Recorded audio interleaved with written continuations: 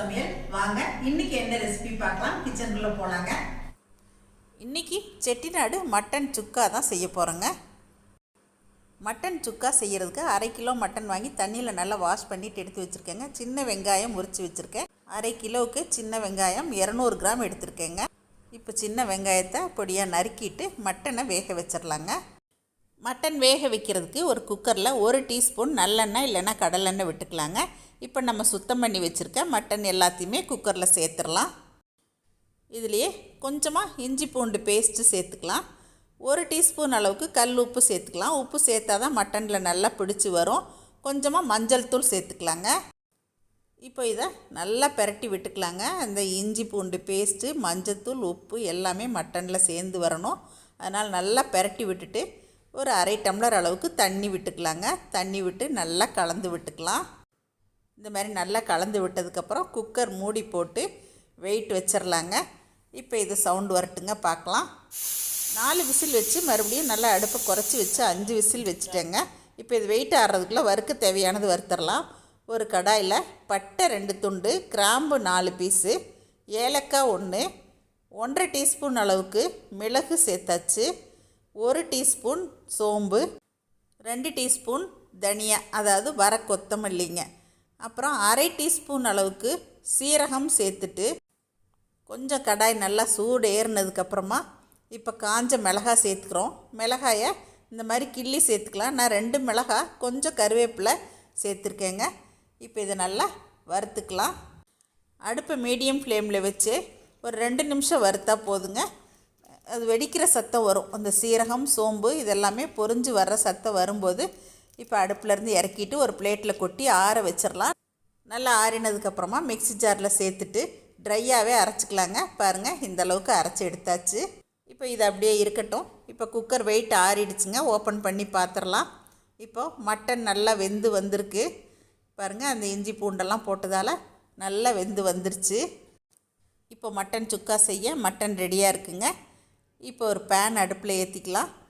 இதில் 1 table spoon கடலெண்ணெய், 1 table spoon நல்லெண்ணெய் விட்டுக்கலாங்க. ஒரு 1/2 டீஸ்பூன் அளவுக்கு சோம்பு சேர்த்துக்கலாம். சின்ன வெங்காயம் நல்லா பொடியாக நறுக்குனது சேர்த்துக்கலாம். இதுக்கு சின்ன வெங்காயம் நல்லா ஜாஸ்தியாக போட்டால் தான் நல்லாயிருக்கும். பாருங்கள், வெங்காயம் வந்து கண்ணாடி பதம் வதங்கினதுக்கப்புறமா மறுபடியும் 1 நிமிஷம் 2 நிமிஷம் இந்த மாதிரி வதக்கிக்கணும். வெங்காயம் கருகிடக்கூடாது. இதிலே கருவேப்பிலையும் சேர்த்து விட்டு இந்த அளவுக்கு வதங்கினதுக்கப்புறமா இப்போ நம்ம சுக்காவுக்கு அரைச்சி வச்சுருக்க இந்த பவுட்ரு சேர்த்திடுறோங்க. இந்த மாதிரி எண்ணெயிலேயே சேர்த்தும்போது நம்ம செய்கிற மட்டன் சுக்கா நல்ல கலர் வரும். அதுக்காக தான் இப்படி சேர்க்குறோம். ஜஸ்ட்டு ஒரு பெரட்டி விட்டுட்டு மட்டனை சேர்த்துடலாம். அந்த மட்டன் வேக வச்சு தண்ணியோடவே சேர்த்துடலாங்க. இந்த தண்ணியிலே சேர்ந்து நல்லா வெந்து வரும்போது தான் மட்டன் சுக்கா டேஸ்ட் நல்லாயிருக்கும். நம்ம வேகும்போது கொஞ்சமாக உப்பு சேர்த்துருக்கோம். இப்போ சுக்காவுக்கு தேவையான உப்பு சேர்த்துட்டு நல்லா மிக்ஸ் பண்ணி விட்டுறலாங்க. ஒரு 2-3 நிமிஷம் இந்த மாதிரி பெரட்டி கொடுத்தே வேக வச்சுட்டு நம்ம உப்பு காரம் பார்த்துக்கலாம். கொஞ்சம் எனக்கு காரம் குறைவாக இருந்ததால் தனி மிளகாத்தூள் சேர்த்துக்கிறேன். பெப்பர் வேணாலும் நம்ம சேர்த்துக்கலாம். நம்ம வெங்காயம் வதங்கிட்டு இருக்கும்போதே இஞ்சி பூண்டு பேஸ்ட்டு ஒரு 1/2 டீஸ்பூன் சேர்த்துருக்கணும். நான் மறந்துட்டேங்க. அதனால் இப்போ சேர்த்துக்கிறேன். இன்னும் நல்லா கொதித்து வேகும்போது அந்த பச்சை வாசம் போயிடும். இப்போ இதை நல்லா மிக்ஸ் பண்ணி விட்டுட்டேன். இப்போ ஒரு மூடி போட்டுடலாங்க. கொஞ்சம் நேரம் கழித்து பார்க்கலாம். அடுப்பை நல்லா குறைச்சி வச்சு தான் வேக வச்சேன். ஒரு 5 நிமிஷத்துக்கு மேலேயே போட்டுட்டேங்க. நல்ல பச்சை வாசம் எல்லாமே போயிடுச்சு.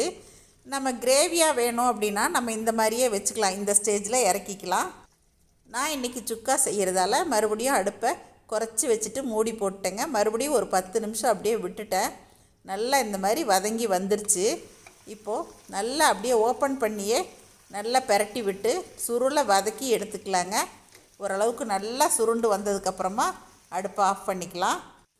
இந்த அளவுக்கு நல்லா சுருளை வதக்கி எடுத்துட்டேங்க. இப்போது செட்டிநாடு மட்டன் சுக்கா ரெடி.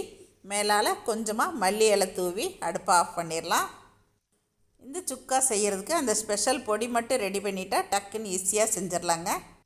மட்டன் சுக்கா செஞ்சு எங்கள் பொண்ணு வீட்டுக்கு அனுப்பிட்டேன். எங்கள் பொண்ணு இன்றைக்கி மட்டன் தண்ணி குழம்பு பண்ணாங்க. எனக்கு கொண்டு வந்தாங்க. இந்த தண்ணி குழம்புக்கு சைடில் சுக்கா வச்சுட்டு சாப்பிடும்போது டேஸ்ட்டு அருமையாக இருந்துச்சுங்க. இன்றைக்கி நம்ம செட்டிநாடு சுக்கா பண்ணியிருக்கோங்க. நீங்கள் இதிலேயே கொஞ்சம் கிரேவியாக வேணும் அப்படின்னா இன்னும் கொஞ்சம் முன்னாடி ஸ்டேஜ்லேயே இறக்கிட்டா இட்லி, தோசை, சப்பாத்தி எல்லாத்துக்குமே நல்லாயிருக்கும். இது வந்து சாதத்தில் பிசைஞ்சு சாப்பிடவும் நல்லாயிருக்கும். சைட் டிஷ்ஷாகவும் வச்சுக்கலாங்க. நான்வெஜ் பிரியர்கள் கண்டிப்பாக ட்ரை பண்ணி பாருங்கள். இன்னைக்கு நான் கொடுத்த இந்த வீடியோ உங்கள் எல்லாருக்கும் பிடிச்சிருக்குன்னு நினைக்கிறேங்க. எப்பயும் போல் உங்களோட ஃபீட்பேக் சொல்லுங்கள். பிடிச்சிருந்தா லைக், ஷேர் பண்ணுங்கள். தேங்க்யூ. சரசு சமையல் பாருங்கள், சமையல் நல்லா பண்ணுங்கள். சரசூஸ் ஃபுட் ப்ராடக்ட்ஸ் பொடி வகைகள் தேவைப்படுறவங்க இங்கே கொடுத்துருக்க வாட்ஸ்அப் நம்பரில் காலை 10 மணி முதல் மாலை 6 மணி வரை எங்களை காண்டாக்ட் பண்ணி வாங்கிக்கலாங்க. தேங்க்யூ.